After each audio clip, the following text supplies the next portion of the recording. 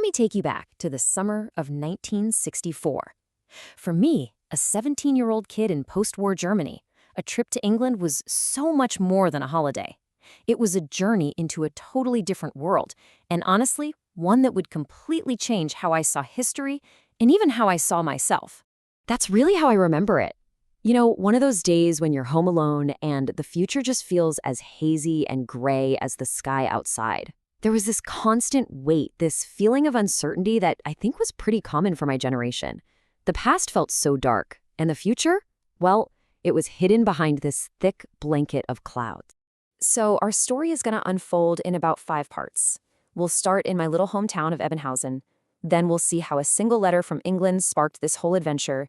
We'll navigate all the hurdles of the journey, travel to London, and finally arrive in what felt like a completely different world. Back in early 1964, my entire world really revolved around just one thing: school. It felt like my whole future was riding on the grades I'd get at the end of the year. And this wasn't just, normal academic pressure. It was this feeling that every single door could either swing wide open or just slam shut based on these results. The anxiety was it was constant. My promotion to the next grade was genuinely at risk. Until that final report card on July 20th, everything, and I mean everything, depended on my last few assignments in Latin, Greek, and math. Failing didn't just feel like a setback. It felt like hitting a brick wall, a dead end.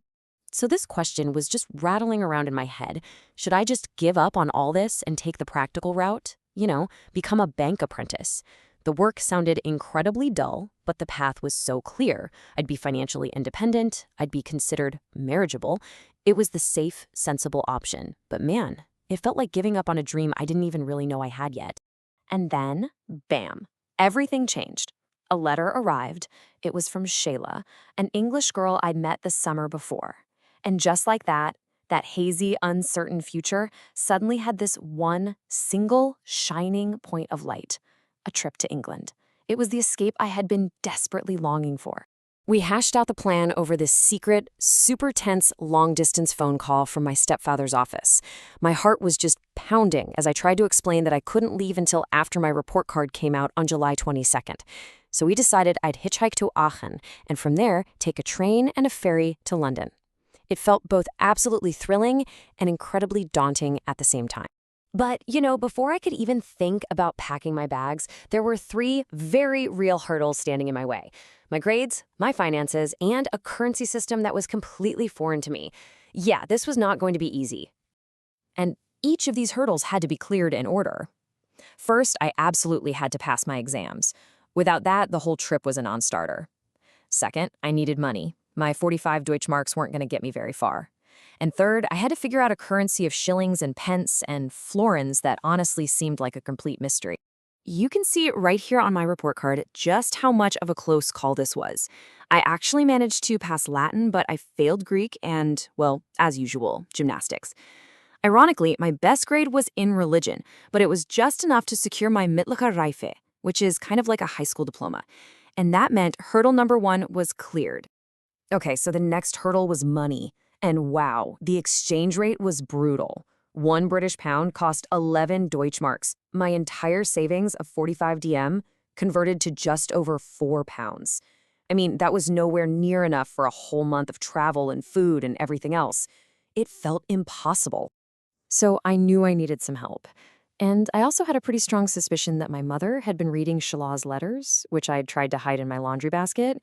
We weren't exactly conspirators, my mother and I, but let's say we were collaborative. So I waited for a quiet moment when my stepfather was at work and just laid out my problem. I needed at least 7 pounds, or 77 DM, to make the trip work. And thankfully, she understood. All right, so with the big hurdles cleared, it was finally time to pack. And this just perfectly captures the mind of a 17-year-old trying way too hard to seem sophisticated. Along with all the practical stuff, I packed 2 ties and a bow tie. For reading, I chose 2 cholski and musil to project a certain, intellectual image. And even my travel outfit was this carefully chosen ensemble: houndstooth trousers, a gray jacket, and of course, a tie. And so there I was, July 23rd, diploma in hand, enough money in my pocket, and a very specific outfit on. The journey had begun. My plan was to hitchhike the first leg, all the way from Munich toward Aachen. I just decided to be bold about it. I walked right up to a man sitting in his car and asked if he was heading toward Cologne. Turns out he was going to Wiesbaden, which was more than 2/3 of the way there. He looked at my suitcase, then he looked at me and said, "All right, but if you disturb me, you're out." I swear I didn't say a single word for 420 kilometers. It was the perfect start. I met up with my friend Ralph in Aachen to catch the train to the coast. And I was completely lost in these romantic thoughts, watching the setting sun make the boring Belgian landscape look beautiful. Ralph, on the other hand, was a little more focused on history. As we passed a sign, he grumbled, "This must have been it, Waterloo." My reply, seeing only an outhouse nearby, was a bit less profound. The ferry from Ostend, that felt like a real rite of passage. It was cold and damp out on the deck, so Ralph and I tried to warm ourselves up with a little whiskey I bought from the duty-free shop. And that was my very first transaction in British currency. Eventually, we gave up on the deck, found a bench inside, and just fell asleep, only waking up when the captain announced we were arriving in Dover. And then we were there. We had arrived. Stepping off that ferry felt like stepping into a whole other world. The air smelled different, the sounds were different, and I could just feel the weight of a history that I was only just beginning to understand. But on the train from Dover, the whole mood shifted. Ralph shared a piece of advice he'd gotten from his father, which he called rules of conduct in former enemy territory. It was just this sobering reminder. This was 1964, less than 20 years after the end of World War II. For us, as young Germans, this wasn't just another holiday spot. And this is the contrast that just struck me so powerfully. As the train came out of the tunnels near the coast, the view was this incredibly peaceful English countryside, all rolling green hills and perfectly kept fields. It was so beautiful, and it stood in such stark opposition to the history Ralph was about to share with me. As the train rolled on, Ralph gave me a history lesson I had never received in school. He started talking about the things his father told him to remember: the trauma of Dunkirk, the bombing of Coventry Cathedral, the so-called beta charades that targeted culturally important cities, and the years of sheer terror Londoners faced from V-1 and V-2 rockets. I just sat there, honestly, with my mouth open, realizing how little I actually knew about the British experience of the war. And that's really the question that stayed with me. I had set out on what I thought was a simple summer adventure, driven by teenage romance. But what I was truly embarking on was a journey into a shared, painful past. It was a trip that forced me to see not just a different country, but my own country and myself through a completely different lens.